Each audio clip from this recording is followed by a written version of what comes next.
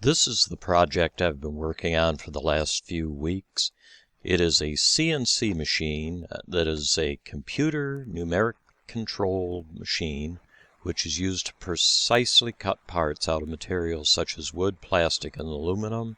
It allows very precise machining. One of the first uses will be making a custom floor transition for our house. This is a picture of the first version of this machine. All the colored pieces were 3D printed on my printer bot, which is shown in the next picture. And it took about 70 hours of printing.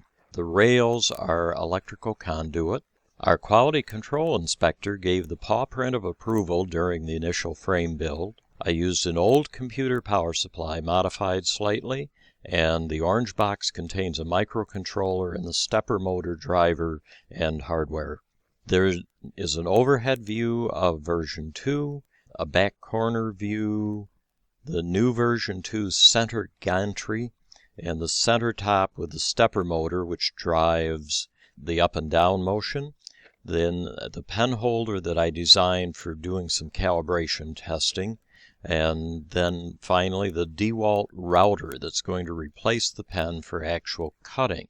The bottom router mount will be used to actually replace the pen holder and hold the DeWalt router.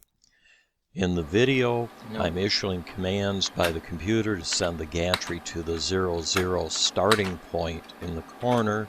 I had previously set the Z, or vertical, 0 point for the pen to be at the top of the paper on the platform.